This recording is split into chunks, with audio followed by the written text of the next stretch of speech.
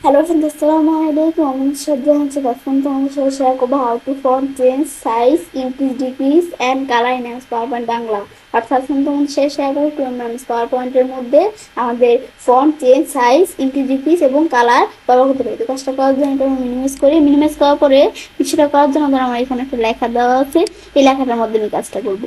সেই ক্ষেত্রে লেখাটা সিলেক্ট করবো আমরা। সিলেক্ট করার পর এই যে আমাদের দেওয়া আছে, আমরা যদি এখানে ক্লিক করি, এখানে ক্লিক করে আমরা ফন্টটা আমাদের কি করতে পারি, এই লেখার ফন্ট চেঞ্জ করতে পারি। এদের এরকম দিলে এরকম, আমি যদি নিচ দিকে আসি আরো বিভিন্ন ধরনের ফন্ট দেওয়া আছে, যেটা দিলে এভাবে এরকম ফন্ট হবে। এখান থেকে আমরা আমাদের যেই ফন্ট প্রয়োজন আমরা দিতে পারো। তাই আমি ধর এই যে এটা দিলাম, আমার এরকম ফন্ট চলে আসলো। ফন্ট আসার পরে আমি যদি এখন আমরা কি করতে চাই, আমরা ধর অন্য একটা ফন্ট দিই, সুন্দর একটা ফন্ট এটা দিলাম, এরকম ফন্ট কিন্তু এখন চলে আসলো। আসার পর আমরা যে ফন্টটা এদিকে আসলো, আসার পর এই ফন্টের যদি আমরা সাইজটা একটু বাড়াইতে চাই, সেই ক্ষেত্রে আমি এখানে ক্লিক করে ফন্টের সাইজ বাড়াইতে পারি। তো ডিফল্ট দেওয়া থাকে 60, আমি যদি এটার বেশি দিতে চাই, আমি যদি এই যে এখান থেকে 88 মানে 88 এটা দিতে চাইলে যেখানে ক্লিক করে এটা দিতে পারি। দেওয়ার পরে মানে আমাদের ফন্টের সাইজ, ফন্টটা কতটুকু বড় থাকবে এটা আমরা দিতে পারি। দেওয়ার পর এটা কি বোঝায়, এটা হচ্ছে এখানে ক্লিক করা আমরা চাইলে এই ফন্টটা ইনক্রিজ ডিক্রিজ করতে পারি। দিলে বাড়তেছে, এ দেখো বাড়তেছে, আবার এটা দিলে কমবে, এটা দিলে যে আমাদের ডিক্রিজ হবে, এটা দিলে কি হবে, ইনক্রিজ হবে। এভাবে বিষয়গুলো আমরা করতে পারি।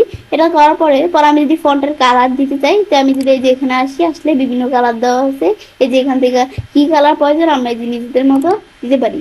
দেওয়ার পর আবার আমি এখানে আসার পর আমি এখান থেকে ছাড়াও এই যে মোর কালার ক্লিক করে আমরা নিজেদের মতো আরো কালার দিতে পারি। তো এই যে আমরা দেওয়ার জন্য সেই ক্ষেত্রে আমরা এই যে এখান থেকে কি কালার দিব, এদের বিভিন্ন কালার দেওয়া আছে। এখান থেকে আমি ধর এই কালারটা দিলাম, ওকে দিলে এরকম কালার চলে আসবে, যেই কালার প্রয়োজন মোর কালার থেকে। আর আমাদের এখান থেকে যে আরেকটা দেওয়া আছে, আমাদের আমাদের ড্রপার, এখানে ক্লিক করলে যে এখান থেকে আমাদের কালার দিতে পারি। আমি যদি কি করে এই যে এই কালার যে এখান থেকে এরকম দেই, তারপর ক্লিক করে এরকম কালার চলে আসলো। ব্যাস, এগুলো আমরা সেট করতে পারি নিজেদের মতো। তো আমাদের যেটা দেওয়া আছে এটাই আমরা রাখলাম। ব্যাস, এগুলো কিন্তু আমরা এই যে নিজেদের মতো কিরকম কালার দিব এই বিষয়গুলো সেট করতে পারি। এখন আমরা আমাদের যে বিষয়গুলো করলাম না, এখন এই বিষয়গুলা আমরা আমাদের যদি কি করতে চাই, এই যে আমরা আমাদের আর কি এই ফন্টের বিষয়গুলো আমি একসাথে করতে চাই, তো আমি যদি ফন্টে আসি, এই ফন্টে আসি ক্লিক করি, ক্লিক করার পর এই যে আমাদের দেওয়া আছে ফন্টের, আমাদের কি করতে পারি, এখান থেকে ফন্ট চেঞ্জ করতে পারি। কি ফন্ট দিব, পরে রেগুলার থাকবে কি থাকবে, পরে এই যে আমাদের সাইজ, ফন্টের সাইজ ম্যাচ দিতে পারি।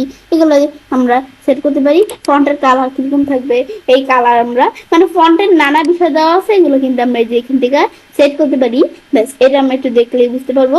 দেখার পরে আমরা যা সেট করে দিব, দেওয়ার পর ওকে দিলে সেই বিষয়টা এই ফন্টের মধ্যে সেট হয়ে যাবে।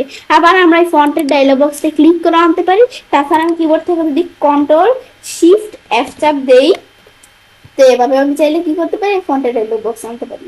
এছাড়া আমি এখন ক্লোজ করলাম। তো এটা দেখার পর এবার আমি চাইলে কাজটা করতে পারি। এবার আমরা খুব সহজে এমএস পাওয়ার পয়েন্টের মধ্যে font change, size, increase, decrease এবং কালার ব্যবহার করতে পারি। ফ্রেন্ডস, আমার আজকের এই ভিডিওটি তোমাদের ভালো লেগে থাকে, তোমার চ্যানেলটি সাবস্ক্রাইব, লাইক করুন, সবার সাথে শেয়ার করবে।